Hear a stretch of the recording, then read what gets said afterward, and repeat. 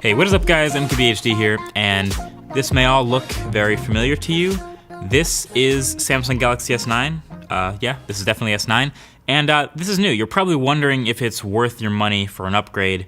You may also just be wondering if it's a good phone or not. So I think the best way to describe this phone is it's a nearly perfect Samsung phone. So what I mean by that is if you've liked Samsung phones in the past, or you have an old Samsung phone and you like what they do with the software, with the great cameras, with the awesome design, with their build, then this is the best and most complete version of that they've ever made. But conversely, if you already don't like Samsung phones, like if slow Android updates aren't your thing, or you just don't like what they do with the skin, then this isn't going to change your mind. So it's a nearly perfect Samsung phone. So last year, the Galaxy S8 had the Infinity display. This year, again, Galaxy S9 has one of the absolute best displays in any smartphone, sandwiched between even slightly thinner top and bottom bezels than last time. And they've even done a slightly better job hiding the sensors and things in that top bezel, so the black looks more seamless. And that earpiece also now doubles as a second speaker, front-facing speaker, so you kind of have a bit of a stereo speaker thing going on here. It's not quite the same, obviously, as two big dedicated front-facing speakers, but at least now it's a bit louder and clearer. If you accidentally block the bottom speaker, which can happen, you don't completely miss what's going on, so it's better.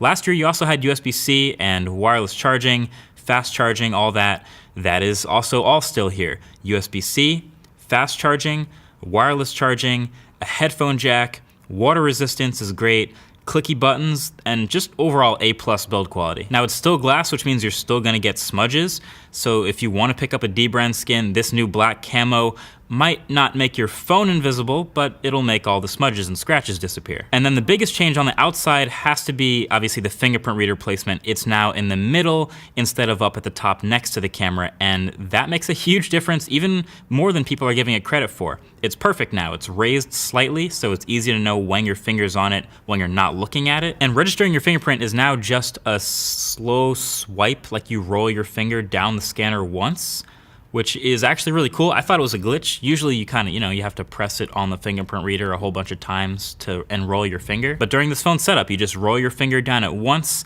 and it's 100% done. That is awesome. And then there's also now on the back of this phone a blood pressure sensor in addition to the heart rate monitor. So the heart rate monitor is not new. We've had that for a while. You can measure your heart rate. That's quick. But the blood pressure sensor, usually you haven't been able to do that with anything other than like the wrap and the tools in the doctor's office to actually get that reading in that number. I wasn't able to get that reading with S Health or any of the health apps on my phone, but I'll link a really good video from Dave2D on how exactly this works. There's a certain way to get it to help you if you do want to use this phone to measure blood pressure. But as of right now, it's just a pretty cool new addition. Last year's Galaxy S8 also had top-notch specs when it came out. S9 here keeps that up and bumps it up too, again, for 2018. Snapdragon 845 and 4 or 6 gigs of RAM. And this does definitely feel like the smoothest Samsung phone yet. It still doesn't match stock Android. There's still little performance hiccups, like when opening up Bixby, for example, and occasionally in some other Samsung apps. But in my couple of weeks with this phone, that's about it. Everything else nearly matches Pixel 2 in smoothness, and I'm really happy about that. And then there is all the Samsung software. Again, they're still really not shy about their colorful look on top of Android, so it's not gonna change your mind if you already dislike the Samsung stuff, but it's all better. It still has a ton of advanced features. It added iris scanning from the Note, which is a little slower but more secure than regular facial recognition using the front-facing camera. And there's also a new intelligent scan which combines face scanning and iris scanning, basically using which one works better depending on light conditions. So I'm really into the new fingerprint reader, so I haven't necessarily used these as much, but it's cool to have all the options. It still has a bunch of Samsung's big screen tricks and app shortcuts. You still get the Edge shortcuts and some more customization options with those. Sometimes with all this stuff, it can feel like Samsung's just kind of dumping as many features as possible on you. And maybe they are, but that's part of what they do. It still has Bixby and the Bixby button and everything Bixby's good for. Okay, I could have just disabled the Bixby button from day one, I know that, but I decided to give it another chance. I've left it enabled since day one, every day, using Bixby. and it's still not that great. Not only have I triggered it a couple times on purpose, but many times by accident when taking it out of my pocket. And every time I open it, I just kind of scroll down hoping to find something useful in these cards. But usually I don't, so then I close it. Bixby Voice can still do a lot of those like really intricate digging into the settings and longer strings of commands in the phone that other assistants can't do as well. So that's pretty cool. So turn on the flashlight. So if you're into that, if that's something you do on your phone often, you'll like Bixby when it understands you. But I'm not that person, so I'm gonna go ahead and disable it for now. So yeah, this is clearly still unapologetically a Samsung phone in the software department, for better or for worse. There's still 2 browsers out the box, 2 smart assistants, 2 calendars, 2 messaging apps. All the classic half-hearted Samsung ecosystem push is still there, but it's also Android, so you can get rid of that stuff that's annoying if you don't want it. Battery life, I think, is the biggest weakness of these new phones, the S9 and S9 Plus. It's not terrible, but among all the other great things about these phones, the battery life is definitely not great. So I spend most of my time with the S9 Plus, which has the bigger screen, but also bigger battery, 3,500 milliamp hours. And it would be dead by the end of the day. And most of my heavy use days with a lot of navigation, a lot of music playing, a lot of screen on time watching videos and social media, that would be enough to kill this phone in a single day. I don't even do that much mobile gaming, but if I were, that would kill it too. The upside of that, as it always is with Samsung, is fast charging and wireless charging. It charges really fast with the right charger. The one in the box, of course, or one of several other USB-C chargers like the MacBook Pro charger, but it can be kind of picky. The dash charger, for example, didn't work if you're curious. But being able to top up really quickly during the day, for me, I've said this before, does offset the slightly weak battery this phone has. It would be great if it had better battery, but for me that's good enough. Depends on who you are. And then for the biggest, most reimagined new change in these phones, that would be the camera.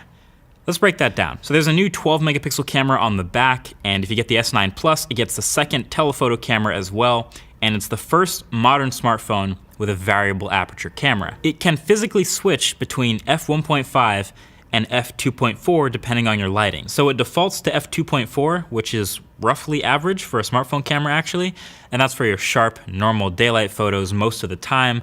When you do get to low light, under 100 lux, that's when it's gonna switch to wide open f1.5. Technically speaking, the mechanism to do this is really impressive, but it only matters if you can see the difference in photos. So, does it make a difference? So all right, generally photos from the Galaxy S9 camera are pretty damn good. Photos are a little bit less overprocessed and a little less over-sharpened than they used to be, but it's clearly still the Samsung look we're used to with the bright, vibrant colors. Dynamic range, I'd say, is the most noticeable improvement, but that's something they've actively worked on, so it's good to see. Something you'll notice looking through all of these, though, is Samsung's tendency to overexpose. Still, pretty much every photo I take on the Galaxy S9 in auto mode is just a little bit too bright. It's just a little bit. But then it can also be a sort of an advantage when you take it to low light. Galaxy S9 low light photos look pretty good. And that really is thanks to the f1.5 aperture letting in way more light. So the question of, is this variable aperture making a difference? Well, low light shots have seen a real bump up. There's less smoothing because it gets rid of less grain, because there's less grain, because there's more light being let into the camera. So fundamentally, yes, it's working. It's still not the best camera in any smartphone though. That's still Pixel 2, hands down. And I'd say it still falls a little bit behind iPhone 10, but I don't think anyone will be disappointed with the third place performance of a great Galaxy S9 camera. Something people have also noticed recently is it shoots video in the Rec 2020 color space instead of Rec 709. That's what happens when you turn on or leave on HDR. If you turn that off, they can be Rec 709. So it's trying to look better again and more saturated on the Samsung displays, but you can turn that off. So all right, back in the impressions video, I did mention that it seems like Galaxy S9 Plus will have a pretty big advantage over the regular Galaxy S9 because you're getting now more RAM, more screen, more battery, and more camera. So it turns out most of this isn't actually that big of a deal. In the more RAM department, yes, Galaxy S9 Plus has 6 gigs of RAM, while the regular S9 has 4 gigs of RAM. Both are plenty. Hardly ever going to notice the difference in regular everyday use. Could be nice for future proofing though. The S9 Plus obviously has the second telephoto camera for live focus and for optical zoom sometimes.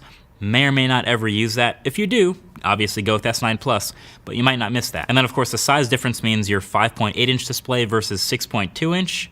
and then your 3,000 to 3,500 milliamp hour battery. Again, both of which are somewhat mediocre. So not a huge difference between them. So it's a toss-up if you're choosing between them, but I think the biggest thing I got out of this Galaxy S9 Plus existing now at this price point is there's way less reason to buy a Galaxy Note 8 right now. The Note 8 is really all about the stylus, and it comes in at about $1,000. I would definitely pick the S9 Plus over that because of the lower price. Even though you get a slightly smaller screen, all the same advantages are there if you don't use that stylus. And even a lot of the other reasons people might have gone towards the Galaxy Note in the past, like your media experience, the huge screen, this tends to do a lot of that just as good, if not better, since you also get stereo speakers. But that's just if you're picking between Samsung phones. My point from the beginning of the video stands. This is just about the optimal Samsung phone that you can get right now, with all the pros and cons that come with that. You get all the pros and upsides of the Samsung experience taken to the max, the awesome displays, the A+ build quality, the checking of pretty much every box, stereo speakers, headphone jack, expandable storage,